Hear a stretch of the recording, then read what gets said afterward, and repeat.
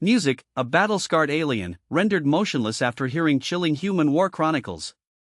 The renowned Warriors Tavern on Nexus Prime wasn't just a watering hole, it was a haven where legends sought solace, drowning their triumphs in Zyrian ale and occasionally their failures in something more potent. I, crack Vore of the Sentinel clans, had earned my place at the bar's prime spot, adjacent to the holoscreen showcasing gladiatorial contests from the Omega sector.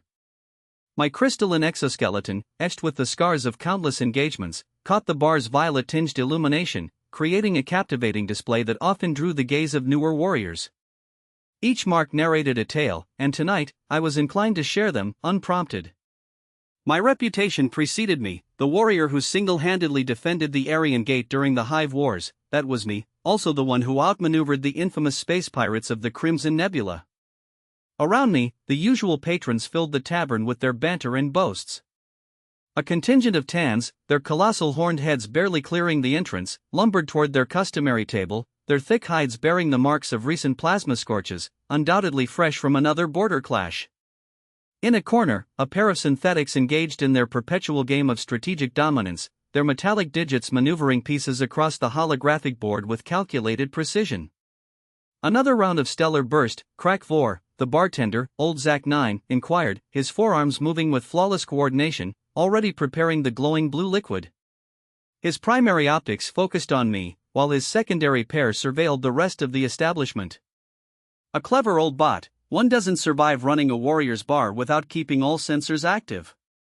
Pour it, Zach, I rumbled, my mandibles clicking in anticipation, make it a double. Something tells me tonight's going to be intriguing. I hadn't endured 3 centuries of combat without cultivating a sixth sense for trouble or amusement. Sometimes they were one and the same.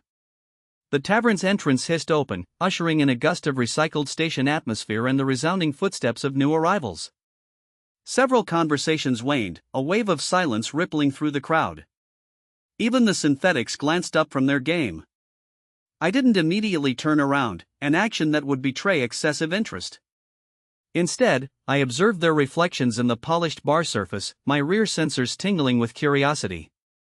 Well, Zach 9 murmured, all 4 of his eyes now riveted on the entrance, we don't often get many of their kind in here. That piqued my interest. I turned, my battle-worn armor creaking slightly, to discern what could possibly cause old Zach to abandon his carefully maintained facade of indifference. There, standing in the doorway as if they owned the place, were 3 figures that would reshape everything I thought I knew about warfare. 3 Terrans had trespassed into our sacred warrior space, and I nearly choked on my stellar burst, not from fear, but from sheer audacity.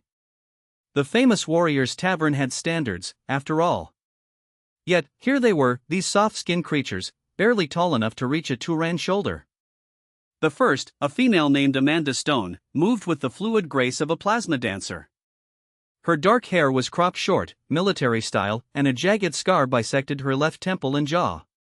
The combat vest she wore bore markings I didn't recognize, unsurprising given my limited attention to human military achievements. Looks like we found the right place, boys, she said, her voice carrying across the now quieter tavern. The casualness in her tone made my mandibles twitch with irritation. Behind her, a mountain of a human male, though still diminutive compared to most of us, surveyed the room with eyes that reminded me of targeting systems. Jackson Hayes, I would later learn, stood with his hands relaxed at his sides, yet something about his posture screamed for impending action. His arms bore strange markings, tattoos, humans called them, depicting what appeared to be ancient battle scenes. The third human, Marcus Turner, was the most unremarkable of the lot, average height, average build, nothing special, except for those eyes. They were the eyes of someone who had gazed into the void between stars and lived to recount it. Not that I was particularly impressed. 3 Terran whiskeys, Stone called out to Zach 9, who hesitated for a microcycle before moving to serve them. The humans settled at the bar, 2 seats down from my position. Several warriors shifted away, creating a bubble of empty space around them. Heard this was where the real warriors hang out, Hayes said to no one in particular, his voice a low rumble that might have been intimidating to another human. I couldn't help myself. I emitted a laugh, the sound echoing off my exoskeleton. Real warriors? This establishment has hosted veterans of the Hive Wars, survivors of the Quantum Crusades, and champions of 1,000 battles across space and time. What could soft skins like you possibly know about real warfare? The three humans exchanged glances, not nervous ones, as I anticipated. No, these looks conveyed something else: amusement. The sheer presumption made my combat reflexes tingle. Soft skins? Stone turned toward me, taking a slow sip of her whiskey. Interesting choice of words from someone who's never faced a human in actual combat. The tavern grew quieter, even the synthetics game pieces ceased movement. I have fought beings that would make your species curl up and beg for mercy, I declared, my pride overriding my usual restraint. Creatures that could tear through battleship hulls with their bare appendages, warriors who, yeah, Turner interrupted, speaking for the first time. His voice was soft, almost gentle, which somehow made it worse. We've all got war stories. Question is, you want to hear some real ones? Several nearby warriors chittered nervously. They knew my reputation, knew what happened to those who dared interrupt me. But before I could respond appropriately, Stone leaned forward, her scarred face catching the violet light. Tell you what, she said, we'll trade story for story. You might learn something about why the older races warn their children about crossing paths with humans. The challenge in her voice was unmistakable. My pride demanded I put these presumptuous humans in their place. After all, how impressive could their war stories be? They were barely 2 centuries into space travel, their bodies were ridiculously fragile, and their technology was practically primitive compared to most spacefaring races. Very well, I said, mandibles clicking in anticipation, but don't expect me to be impressed by tales of your little skirmishes and border disputes. Stone's smile reminded me of a predator I'd once faced in the death pits of Zork's Prime. Oh, don't worry, she said, we'll start small. Just a little story about the Battle of New Damascus. I had no idea then, but that moment marked the beginning of the most unsettling night of my long battlefield life. Amanda Stone swirled her whiskey, the amber liquid catching the tavern's violet light. Her eyes seemed focused on something far beyond the weathered bar surface. New Damascus, she began, her voice taking on a rhythmic quality that made my antenna vibrate uncomfortably. Ever heard of concrete, crack Vore? It's this primitive building material we humans use. Mix some rocks and powder, add water, and you've got something that can last centuries. New Damascus had a lot of it. By the time we were done, every single block of it had a story to tell. I shifted on my perch, attempting to appear unimpressed. Primitive materials for primitive warriors, I said. But Stone simply smiled. The Ravager Corps thought the same thing when they invaded. Their quantum shields and plasma cannons against our concrete and steel. They expected the city to fall in hours. It stood for 9 months. My mandibles clicked involuntarily. 9 months against Ravager tech? See, they made the same mistake you're making right now. They thought superior technology meant superior warfare. But humans? We're rats, we're cockroaches, we're every survival-oriented species you've ever encountered rolled into one package of spite and determination. Hayes nodded silently, while Turner's eyes never left his drink. They'd clearly heard this story before. The Ravagers started with orbital bombardment, standard procedure, Stone continued. But you know what happens when you bombard concrete buildings? They don't vaporize cleanly like crystal structures. They shatter, crack, collapse into perfect defensive positions. Every broken building became a fortress, every subway tunnel turned into an ambush point. The rubble they created became our armor. My drink sat forgotten as she spoke. Something about her tone made my battle memories stir uneasily. They deployed their elite shock troops on day 3, straight down the main thoroughfare. Quantum shields at maximum, heavy weapons primed, beautiful formation, textbook assault. Would have worked great against a conventional army. She paused, taking another sip. We weren't conventional. The first warning they had was when the sewers beneath them exploded, not with bombs, mind you, with sewage.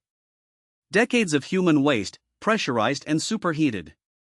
Their shields designed to stop energy weapons and kinetic impacts, but liquid seepage? That got through. While they were still processing that lovely surprise, we hit them from 300 different windows with whatever we had, projectile weapons, mining charges, improvised explosives, even chunks of concrete. My exoskeleton felt too tight suddenly. The tactics she described were undignified, dishonorable, yet undeniably effective. But here's the real beauty of urban combat, especially for humans: it's not just about the fighting, it's about adaptation. When they cut our power, we rigged exercise equipment to generate electricity. When they jammed our communications, we used the city's ancient copper wire network. When they deployed sensor swarms, we countered them with jury-rigged electromagnetic pulse devices made from old microwave ovens. Microwave ovens? I interrupted. You fought an advanced alien army with cooking appliances? Among other things, Stone grinned.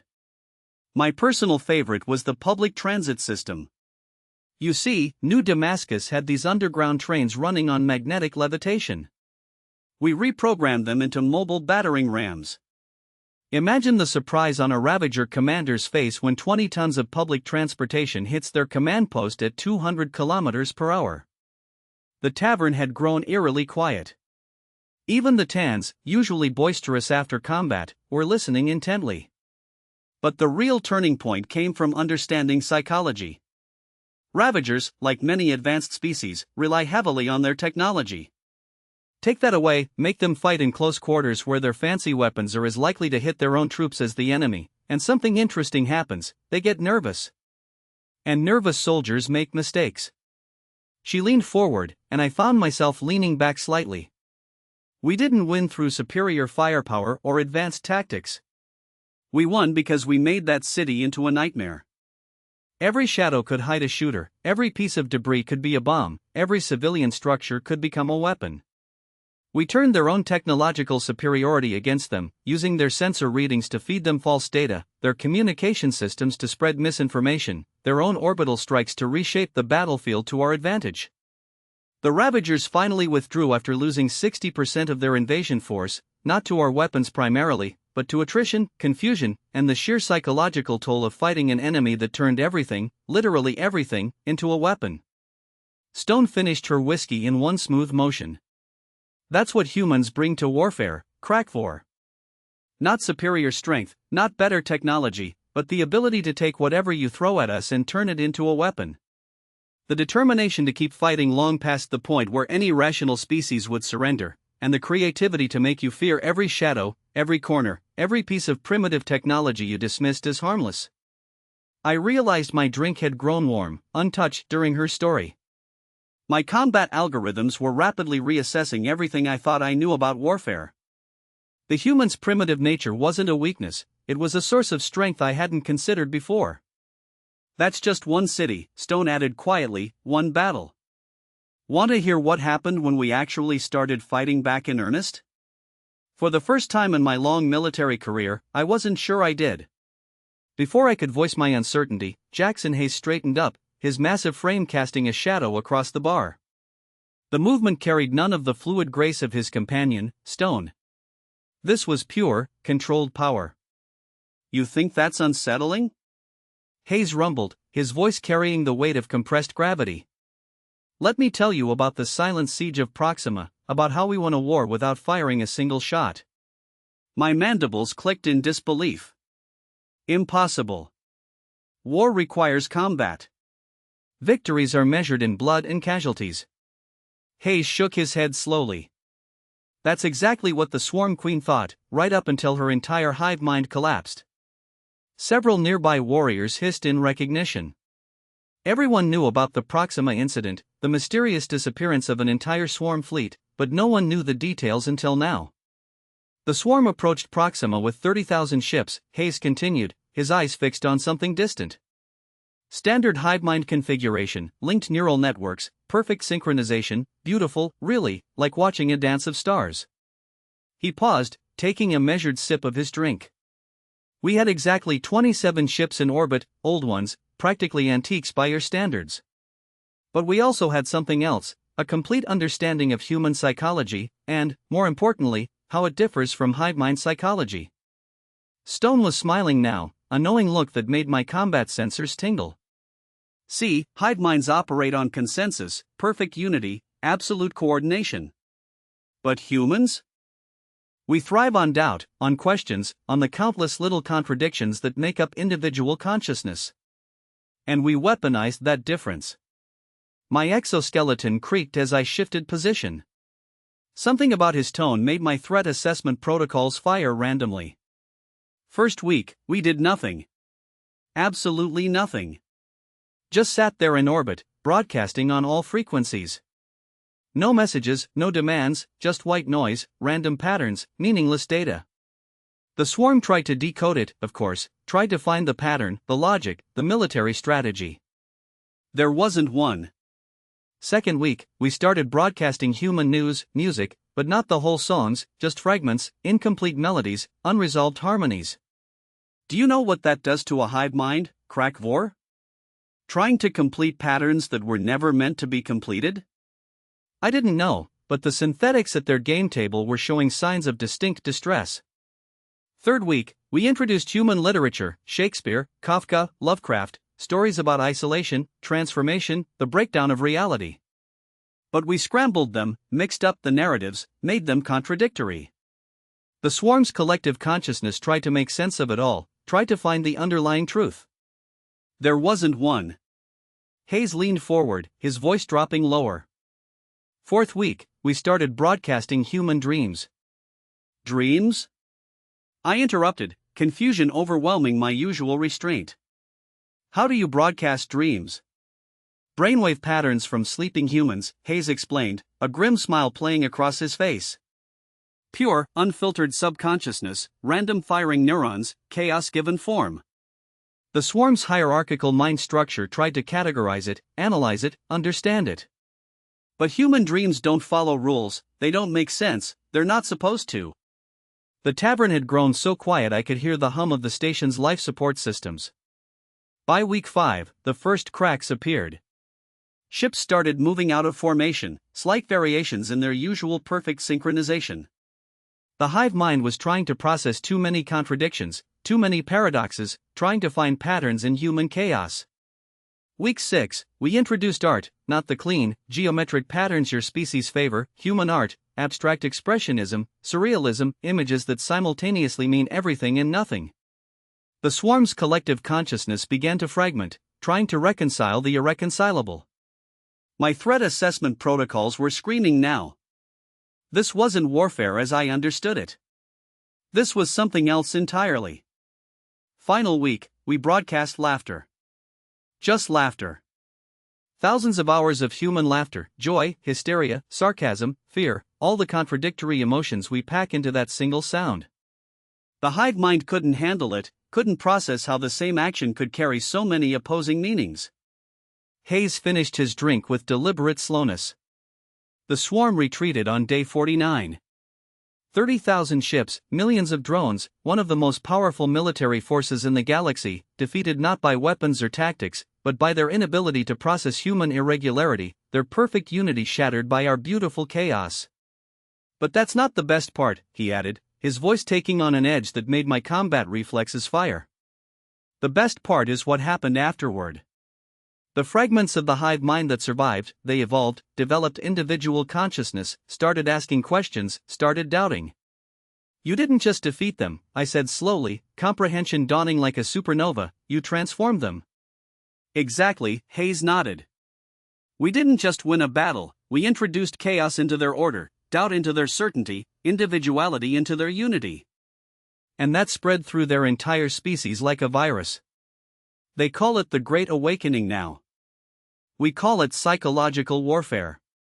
Stone was grinning openly now, while Turner continued his silent observation. Around us, the tavern's patrons showed various signs of distress. The synthetics had completely abandoned their game. Even old Zach 9 had stopped pretending to clean glasses. That's what makes humans dangerous, Hayes concluded, not our weapons, not our tactics, but our ability to take the fundamental assumptions of any species, even one as ancient and powerful as the swarm, and turn them inside out. We don't just defeat our enemies, we make them question everything they thought they knew about themselves. I found myself doing something I hadn't done in centuries of combat, doubting my own assumptions. If humans could break a hive mind with nothing but noise and nonsense, what else were they capable of? Want to know the real kicker? Hayes added almost casually. Everything I just told you might be completely true, or might be psychological warfare in action right now. That doubt you're feeling, that uncertainty, that's how we win. My drink remained untouched, my mandibles clicking rapidly in agitation. Before I could formulate a response, Turner finally stirred, his quiet voice carrying unexpected weight. My turn, he said simply. Let me tell you about the last stand at Fort Hope. Looking at his calm expression, I wasn't sure I was ready for another revelation about human warfare, but I was beginning to understand why the older races warned their children about these deceptively simple creatures. Marcus Turner didn't raise his voice, he didn't need to. When he spoke, the entire tavern leaned in, drawn by the quiet intensity of his words. Fort Hope wasn't really a fort, he began, running a finger along the rim of his glass, just a research station on a frozen moon. 300 scientists, 200 support staff, and 50 security personnel. We were studying quantum tunneling effects, nothing military about it, until the Void Hunters found us. My antenna twitched at the mention of that name. Even I, with all my battle experience, avoided Void Hunter territory. For those who don't know, Turner continued, his eyes sweeping the now silent tavern, Void Hunters don't take prisoners, don't negotiate, don't show mercy. They consume everything in their path, leaving nothing but empty space behind. And we had something they wanted, something in our quantum research. Uranium, I stated confidently. Any rational species would evacuate when faced with Void Hunters. Turner's smile made my exoskeleton feel 2 sizes too small. No, we stayed. All 550 of us. Because behind our station lay the quantum gateway to Earth. If the Hunters took our research, they'd have the key to our homeworld. So we made our stand. 500 civilians against Void Hunters. My voice carried more disbelief than I intended. That's not warfare, that's suicide. Is it? Turner asked softly. Let me tell you what happened. Our first advantage was the moon itself. Temperature minus 200 degrees, atmosphere so thin it might as well be vacuum, gravity at 0.3 standard. Conditions that would kill most species. To us, just another Tuesday at the office. He paused, taking a small sip of his whiskey. The Hunters came in full force, 3 warships, each carrying 5,000 troops, against our 50 security officers and a bunch of scientists whose most dangerous weapon was usually a badly made cup of coffee. Stone and Hayes exchanged knowing looks. They knew what was coming. First wave hit our outer perimeter. Standard Hunter tactics, overwhelming force. They expected us to fall back. Instead, Dr. Rebecca Collins, age 63, specialist in quantum mathematics, detonated the hydrogen storage tanks she had rigged to explode, took out 300 Hunters, and created a radioactive zone that blocked their primary approach vector. My combat algorithms struggled to process this information, a scientist performing suicide tactics. Second wave came through the service tunnels, met head-on by our cafeteria staff armed with improvised thermal weapons made from cooking equipment. Ever seen what happens to a Void Hunter's carapace when hit with flash-frozen liquid nitrogen? Our head chef, Paula Martinez, found out. Cost her both arms to frostbite, but she held that tunnel for 6 hours. The tavern had grown so quiet you could hear the station's recycling systems humming. Third wave targeted our communications array, critical systems, couldn't lose it. So Professor James Wilson, quantum mechanics expert, grandmother of 3, plugged herself directly into the power grid, used her own nervous system as a conductor to keep the array running while Hunter energy weapons turned the air around her into plasma. She lasted 20 minutes, long enough for us to get a warning to Earth. My mandibles clicked rapidly, combat protocols firing randomly. This wasn't warfare as I understood it, this was something else entirely. But here's what really broke them, Turner continued, his voice dropping even lower. Every time they breached a section, every time they thought they had one, they found humans waiting, not soldiers, scientists, engineers, janitors, armed with everything from repurposed lab equipment to improvised explosives, fighting with the desperate creativity that only comes when you have everything to lose and nothing left to fear. He leaned forward, and I found myself instinctively leaning back. Do you know what happens to a Void Hunter's neural network when exposed to an unshielded quantum field? Neither did we, but Dr. Sarah Chen found out. She turned her life's research into a weapon, exposed herself to lethal levels of quantum radiation to test it. Her last words recorded in the lab log for Earth. The weight of his words pressed against my armor like deep space pressure. These weren't the actions of warriors, these were the actions of something I had no reference for. Final day, we were down to 86 survivors, no food, no ammunition, most of our improvised weapons exhausted. The hunters had us cornered in the central lab. And that's when we showed them why humans are the most terrifying species in the galaxy. Turner's eyes met mine, and I saw something in them that made my threat assessment protocols overload. Dr. Adrian Foster had a theory: the quantum gateway we were protecting, with the right modifications, it could be turned into a localized black hole, small enough to fit in the station, but strong enough to tear a hole in reality itself. The calculations would take hours to complete, and the gateway had to be manually controlled until the very last second. You didn't. I whispered, but I knew they had 78 people volunteered to stay behind: scientists, maintenance workers, security staff, not because they were ordered to, but because each one calculated the worth of their life against the lives they would save. The remaining 8 escaped with the research data. The hunters, sensing victory, poured everything they had into the station. Turner finished his drink with deliberate slowness. The black hole lasted exactly 23 seconds, long enough to consume the station, 3 hunter warships, and 15,000 of their troops. When it collapsed, it left a quantum anomaly that makes that sector of space permanently unnavigable. The hunters never came near human space again. The official report listed it as a strategic victory, he continued, but that misses the point. The victory wasn't in the body count or the territory secured, it was in what the hunters learned that day: that humans, when cornered, don't simply fight back, we rewrite the rules of reality itself. We turn our own deaths into weapons, we sacrifice everything we are to protect what we believe in. Stone nodded slowly. That's what makes us different from every other species you fought, Vore. It's not our technology, or our tactics, or even our determination. It's our willingness to look into the abyss of total annihilation and say, you first. The survivors, I asked, my voice barely a whisper. Established the Foster Institute for Quantum Defense, Turner replied.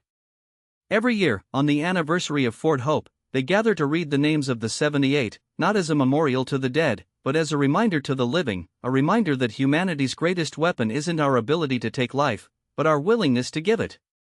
He raised his glass. To Fort Hope, he said quietly, to the defenders who proved that the most dangerous creature in the universe isn't the strongest, or the most advanced, or the most numerous, it's the one that looks at impossible odds and says, this is a good day to die, as long as I take you with me. I looked at my untouched drink, my combat-hardened mind trying to process what I had heard. In all my centuries of warfare, I had never encountered a species that turned their own sacrifice into a weapon, their own deaths into victory conditions. The implications were staggering. That's why the older races fear us, Turner concluded softly, not because of what we can do to them, but because of what we are willing to do to ourselves. In their eyes, that makes us the most dangerous species in the galaxy. Looking at these 3 humans, hearing their stories, I finally understood. The galaxy didn't shudder at human warfare because of their weapons or tactics, it shuddered because humans had mastered the one form of combat that no other species could comprehend: the absolute commitment to mutual destruction as a valid path to victory. And for the first time in my long career as a warrior, I felt something I had never experienced before: gratitude that humans considered me an ally rather than an enemy. The famous Warriors Tavern had fallen into an unprecedented silence. Even the synthetics, usually immune to emotional displays, showed signs of processing overload. The Tans had backed away from their table, their massive forms trying to appear smaller. Old Zach 9 had stopped pretending to clean glasses, all 4 of his eyes fixed on the 3 humans. Another round, I heard myself say, my voice carrying an unfamiliar tremor, for everyone. Stone raised an eyebrow. Thought we were just soft skins with little skirmishes to brag about? I have fought in 342 battles, I replied, my mandibles clicking thoughtfully. I have faced threats that would freeze the blood of lesser beings, but never in all my combat experience have I encountered warriors quite like humans. Hayes nodded appreciatively, while Turner maintained his quiet observation. You see, I continued. Addressing the entire tavern, we all presumed we grasped the essence of warfare: the Taurans with their relentless charges, the synthetics with their flawless combat algorithms, my own people with our sophisticated battle protocols. We believed we had mastered the art of combat. I gestured towards the three humans. But true warfare isn't about possessing the sturdiest armor or the most cutting-edge weaponry. It's about the sheer, terrifying dedication to victory, regardless of the cost, the willingness to transform everything, even one's own demise, into a weapon. The tavern's patrons shifted uneasily.